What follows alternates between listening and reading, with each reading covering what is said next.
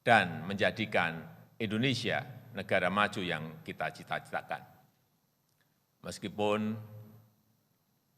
listrik di KPK padam, tapi pemberantasan korupsi tidak boleh padam. 677,2 triliun adalah jumlah yang sangat besar. Oleh sebab itu, tata kelolanya harus baik, sasarannya harus tepat, prosedurnya harus sederhana dan tidak berbelit-belit. Output dan outcome-nya harus maksimal bagi kehidupan seluruh rakyat Indonesia. Saya mengajak saudara-saudara sekalian untuk mengawal dan mengawasi dengan baik agar dana yang sangat besar itu dapat membantu masyarakat dan para pelaku usaha yang sedang mengalami kesulitan. Saya ingin tegaskan bahwa pemerintah tidak main-main dalam soal akuntabilitas. Pencegahan harus diutamakan, tata kelola yang baik harus didahulukan. Tetapi kalau ada yang masih membandel, kalau ada niat untuk korupsi, ada mensrea, maka silahkan Bapak Ibu digigit dengan keras. Uang negara harus diselamatkan, kepercayaan rakyat harus terus kita jaga. Gibran Raka Buming terseret kasus korupsi bansos. Ini kata KPK. Berita yang tidak benar. Ya nanti silakan aja di cross check ke KPK, cross check ke Sritek. Kayaknya pihak Sritek juga sudah mengeluarkan statement. Jadi itu berita-berita yang tidak benar dan tidak bisa dibuktikan. Apabila dalam rangka pengawasan kami menemukan, KPK menemukan ada penyimpangan terhadap anggaran, maka KPK akan melakukan tindakan tegas, melakukan penyelidikan, penyidikan, penuntutan, dan mengajukan pengadilan. Dan ingat bahwa pelaku korupsi di tengah bencana, ancaman hukuman pidana mati. Ya, kalau mau korupsi kok kenapa korupsinya baru sekarang, nggak dulu-dulu? Enggak, saya nggak pernah seperti itu. Dan karena itu, pandangan saya, kita tidak bisa menganggap ini cuma korupsi biasa. Kalau pengen proyek, ya proyek yang lebih gede, PLN, Pertamina, jalan tol itu nilainya triliunan. Saya nggak pernah seperti itu, apalagi ikut campur seperti itu. Silakan nanti di cross check aja ke pihak Sritek. Bagaimana hukum koruptor? Apakah juga potong tangan? Kalau koruptor itu sudah kerusakan, dia soalnya mengambil hak pemerintah, uang orang banyak. Ini sudah masuk dalam merampok tadi. Hukumnya sudah bukan lagi dipotong tangan, tetapi hukumnya dikisos. Ya. Mudah-mudahan itu ada aspek jerahnya. Tapi kita lihat ya nanti apakah akan ada orang yang dihukum mati ya karena korupsi anggaran dari COVID-19. Saya kira harus. Tinggal sepakat nanti bagaimana lembaga-lembaga peradilan, hakim itu yakin bahwa betul korupsi ini dilakukan dalam masa bencana, hukuman mati. Ini jadi warning ini. Ke KPK, saya nggak pernah yang namanya ikut campur seperti itu. Dana kampanye selama ini gimana? Loh, kan bisa dicek sendiri, bisa dicek semua. LHKPN, dana kampanye semuanya bisa dicek online. Silakan nanti cek ke Bu Roro. Kita nggak pernah ada yang namanya ditutup-tutupi. Ini saya ingatkan terus kepada kementerian lembaga. Korupsi yang dilakukan di saat pandemik atau bencana, itu hukumannya hukuman pidana mati, Mbak Desi. Mudah-mudahan ini bisa mengingatkan kepada kawan-kawan semua. Nggak pernah seperti itu berita yang tidak benar. Ya nanti silakan aja di cross check ke KPK, cross check ke Sritek. Artinya bansos ini salah satu jalan untuk survive. Ini yang dikorupsi, Bang Gani. Dan karena itu pandangan saya, kita tidak bisa menganggap ini cuma korupsi biasa. Korupsi saja sudah extraordinary crime. Ini super extraordinary crime. Dan karena itu saya mengajak kepada semua itu, kita dukung KPK untuk lebih jauh lagi, oke? Putra sulung Presiden Joko Widodo atau Jokowi, Gibran Raka Buming Raka, disebut-sebut terlibat skandal korupsi bansos COVID-19. Dalam laporan investigasi majalah Tempo, Gibran disebut merekomendasikan PT Sirtek untuk pengadaan kantong sembako bansos. Itu nggak benar. Saya tuh tidak pernah merekomendasikan atau memerintah atau ikut campur dalam urusan bansos ini, apalagi merekomendasikan goodie bag. Menanggapi hal ini, pelaksana tugas PLT juru bicara bidang penindakan KPK Ali Fikri mengatakan akan mendalami setiap informasi yang diperoleh berdasarkan keterangan saksi. Kami memastikan setiap informasi akan digali dan dikonfirmasi pada saksi-saksi yang diperiksa. Tetapi ternyata terjadi apa yang dikhawatirkan. Kenapa Bang Karni? Karena memang tidak bisa Pak Jokowi cuma mengatakan jangan korupsi, jangan korupsi, jangan korupsi, tapi ternyata tidak memperbaiki mekanismenya.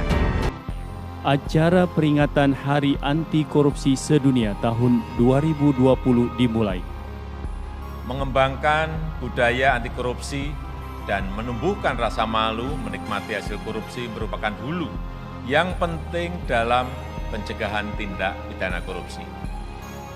Pendidikan anti korupsi harus diperluas untuk melahirkan generasi masa depan yang anti korupsi.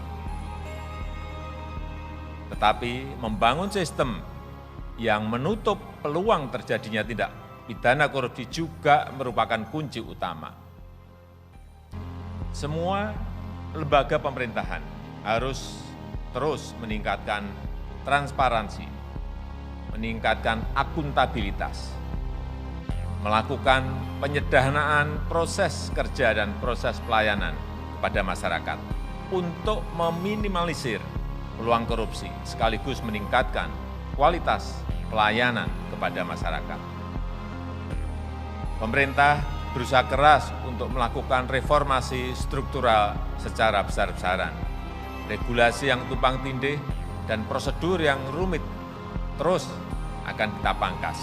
Mekanisme dan prosedur birokrasi yang rumit kita sederhanakan, yang kemudian didukung dengan penggunaan teknologi digital seperti e-budgeting, e-procurement, e-audit, dan aplikasi-aplikasi lainnya.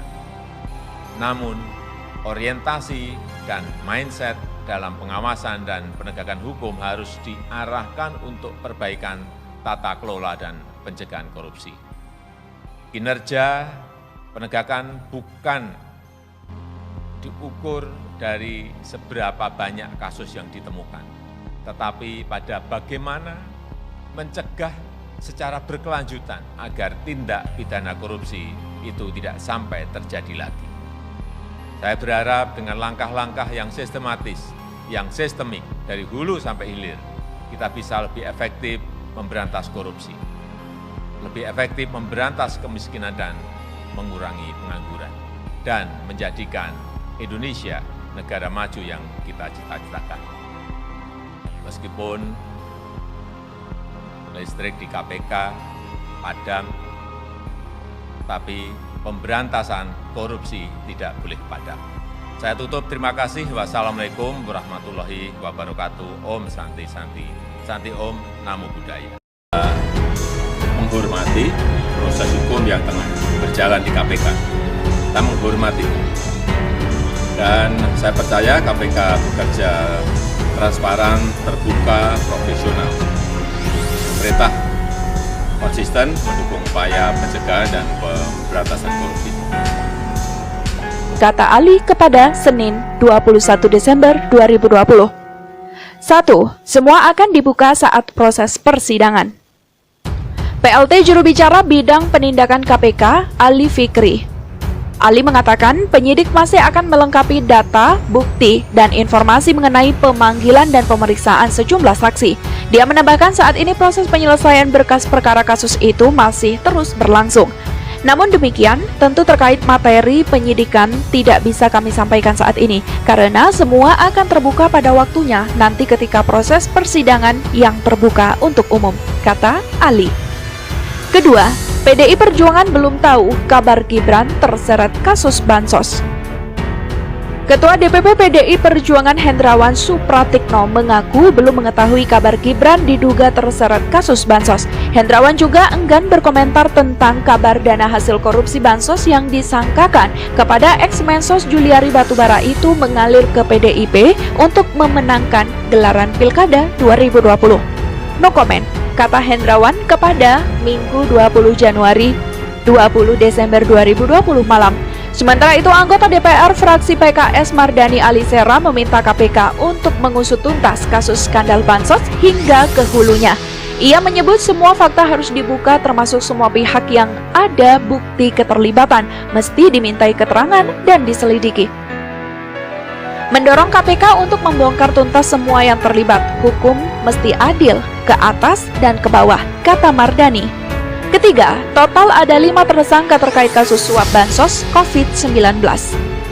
Pejabat pembuat komitmen di Kementerian Sosial Matius Djoko Santoso berjalan menuju mobil tahanan usai diperiksa di gedung KPK, Jakarta Minggu 6 Desember 2020.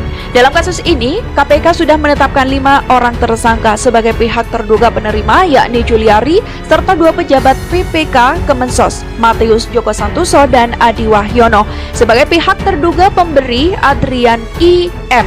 dan Hari Sidabuke yang merupakan pihak swasta. Dalam OTT kasus dugaan suap program bansos COVID-19, KPK mengamankan barang bukti uang tunai 14,5 miliar rupiah dengan pecahan mata uang rupiah dan mata uang asing. Uang itu disimpan di dalam 7 koper, 3 tas ransel, dan amplop kecil. Kasus ini berawal dari adanya pengadaan bansos penanganan COVID-19 berupa paket sembako di Kementerian Sosial atau Kemensos tahun 2020 dengan nilai 5,9 triliun rupiah. Kemudian ada 272 kontrak dilaksanakan dengan 2 periode.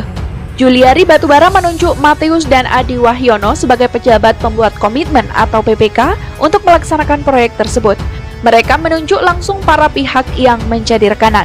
Dan diduga disepakati ditetapkan adanya fee dari tiap-tiap paket pekerjaan yang harus disetorkan para rekanan kepada Kementerian Sosial melalui MCS atau Matius. Untuk fee, tiap paket bansos disepakati oleh MCS atau Matius dan AW atau Adi sebesar Rp10.000 per paket sembako dari nilai Rp300.000 per paket bansos. Jelas Ketua KPK Firly Bahuri dalam konferensi pers yang disiarkan akun YouTube KPK Minggu 6 Desember 2020. Keempat, Juliari diduga terima suap 17 miliar rupiah. Menteri Sosial Juliari P. Batubara berjalan menuju mobil tahanan usai menjalani pemeriksaan di Gedung Komisi Pemberantasan Korupsi atau KPK, Jakarta pada Minggu 16 Desember 2020. Pada Mei hingga November 2020, Matius dan Adi membuat kontrak pekerjaan dengan beberapa supplier sebagai rekanan, di antaranya Ardian, Heri, dan juga PT Raja Wali Parama Indonesia atau RPI yang diduga milik Matius. Penunjukan PT RPI sebagai salah satu rekanan juga diduga diketahui Juliari dan disetujui oleh Adi Wahyono. Selain itu, Juliari juga diduga menerima suap sebesar 17 miliar rupiah. Pada pelaksanaan paket bansos sembako periode pertama, Juliari diduga menerima uang sebesar 8,2 miliar rupiah. Sedangkan periode kedua, Juliari diduga menerima uang 8,8 miliar rupiah.